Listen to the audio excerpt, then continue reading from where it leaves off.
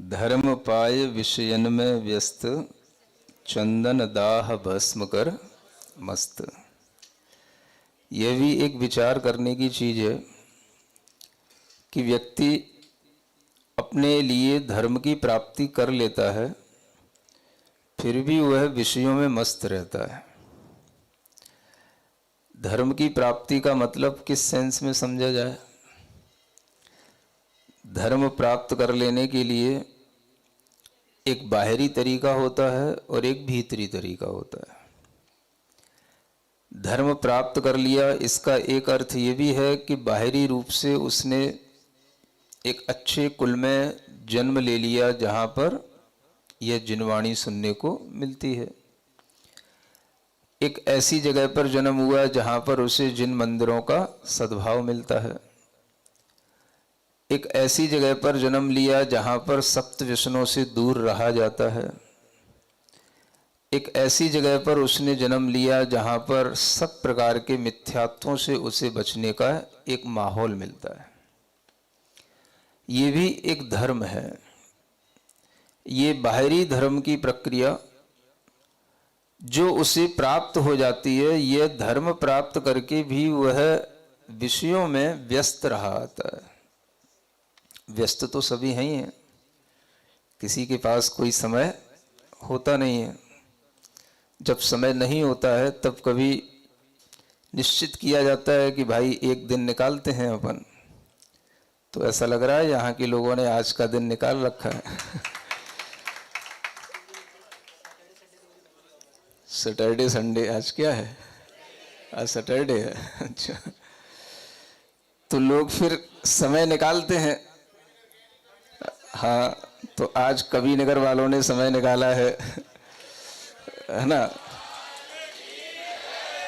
और एक नया नाम आ रहा है आजकल, चर्चा में है, लाल मंदिर चांदनी चौक। अभी तो ये लोग तो रोड़ी के दिख रहे हैं, है ना? और बात अभी लाल मंदिर की चल रही है। तो ये सब भी समय निकालते हैं कि भाई चलो कल सैटरडे है, आज संडे है, आज अपन समय निकालते हैं, सुबह 1 घंटा चलते हैं। तो समय भी जो है व्यस्तता में से निकाला जाता है, लेकिन अधिकतर समय किस में जाता है?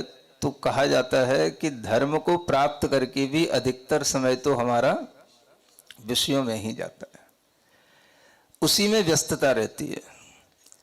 और सच में देखा जाए तो वह भी एक आनंद की चीज है जिसमें हम आनंद लेते रहते हैं। अपनी इंद्रियों को जिससे सुख मिले, अपने मन को जिससे सुख मिले, हम उसमें आनंद लेते रहते हैं।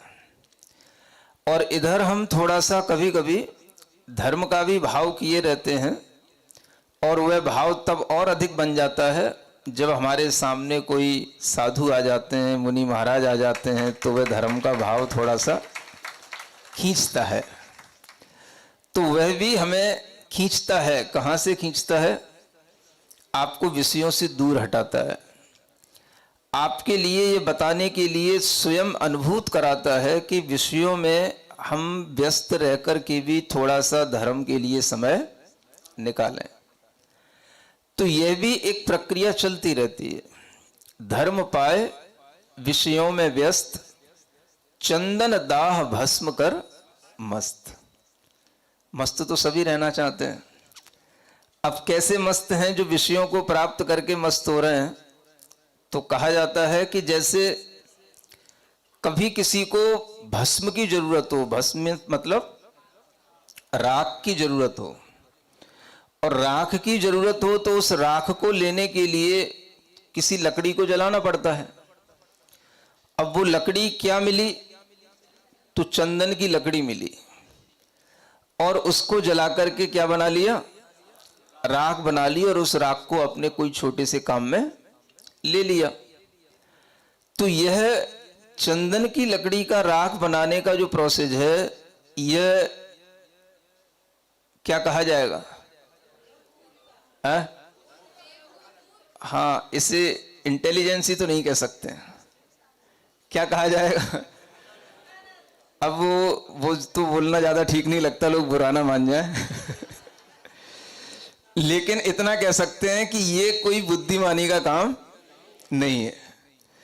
यानी एक राख का प्रयोजन के लिए चंदन की लकड़ी को जलाना, भाई राख तो किसी भी चीज की बन सकती है, कोई किसी भी कंडे की राख मिल जाती है, किसी भी और चीज की राख बन जाती है। राख के लिए लकड़ी भी जलाना पड़े तो और दूसरी लकड़ियां भी होती हैं, है ना, कोई साल की हो, सागौन की हो, कोई भी हो, वो भी चलती।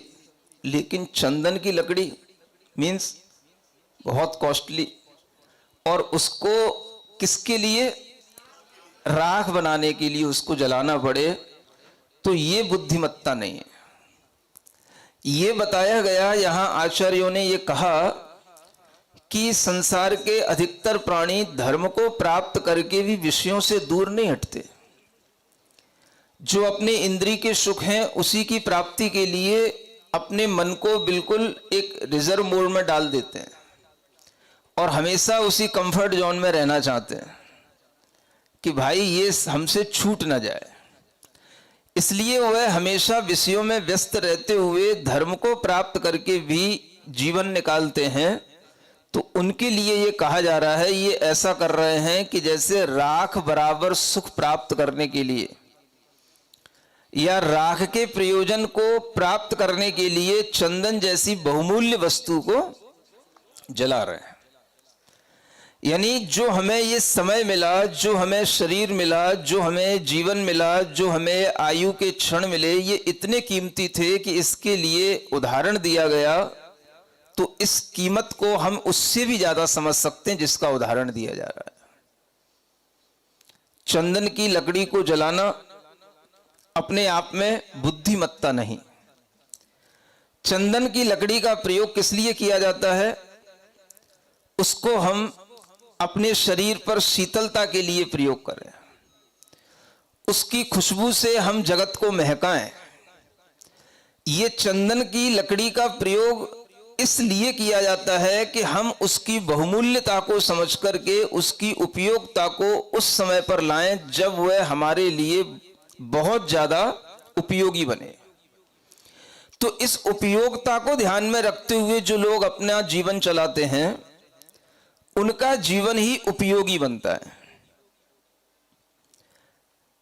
उपयोग का मतलब ही होता है कि हम उस चीज का सही उपयोग करना जान रहे हैं, और वह उपयोग जब हम करने लग जाते हैं तो हमारे जीवन में उसकी सार्थकता बनती है। उपयोग से कोई भी चीज है, आप उसका सही उपयोग ढूंढिए। मानो हमको अच्छा शरीर मिला, मन मिला, इंद्रियां मिली, अच्छा सब कुछ मिला, संसार सब अच्छा अपने लिए मिला। अब इसका हमने उपयोग क्या करना, तो इंद्रिय सुख की प्राप्ति के लिए उपयोग करना, मौज मस्ती के लिए उपयोग करना, यह भी एक उपयोग है। और इसी शरीर से अपनी आत्मा को शुद्ध करने का उपयोग करना, इसी शरीर से अपनी आत्मा की कर्म निर्जरा करने का उपयोग करना, इसी शरीर से अपनी आत्मा के मलिनता को दूर करने का उपयोग करना, यह भी एक उपयोग हो सकता है। उपयोग किसमें ज्यादा अच्छा हो रहा है, जब हम अपने इंद्रिय सुखों में व्यस्त रहते हुए अपने जीवन को निकालते हैं तब शरीर का उपयोग सही है, या हम इस शरीर के माध्यम से अपनी आत्मा के लिए कुछ करते हैं, अपनी आत्मा में संस्कार डालते हैं, अपनी आत्मा में सम्यक ज्ञान लाते हैं, अपनी आत्मा को सम्यक चारित्र की ओर ले जाते हैं, तब इसका उपयोग सही है।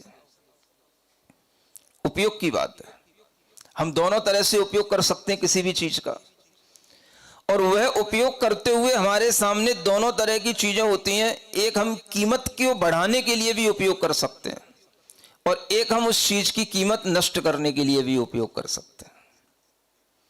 आपके पास चंदन की लकड़ी है, आप उससे अपनी कीमत बढ़ा सकते हैं अगर आप उसको सहेज करके रखें, उसका केवल समय समय पर उपयोग करते हुए उससे भी और अधिक, उस लकड़ी को और अधिक उपयोग में लाने के लिए उससे और अधिक हमें कीमत वाली चीज मिल जाए, इसलिए हम उसका उपयोग करें। यह भी एक हमारा ध्येय हो सकता है। उसके माध्यम से और अधिक कीमती चीज हमें मिल जाए।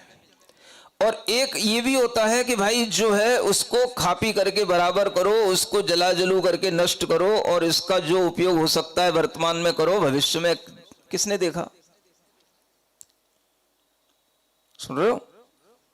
जैसे आप लोग शेयर व्यापार करते हो ना, तो उस शेयर में दोनों तरीके की थिंकिंग वाले लोग रहते हैं। भाई आज है, भाव चढ़ा हुआ है, बेचो जल्दी से, कल की किसने देखी, कल और कम हो गया तो नुकसान हो जाएगा। जो आज है उसको लो, खाओ पियो बराबर करो, कल की कल देखी जाएगी। और एक व्यक्ति वह होता है जो उससे भी अधिक कीमत की चीज उससे चाहता है। जितना हमने इन्वेस्ट किया है उससे और ज्यादा हमें उसमें फायदा मिले, इस तरह की सोच रखना भी उस वस्तु की उपयोगिता को बढ़ाने की दृष्टि कहलाती है।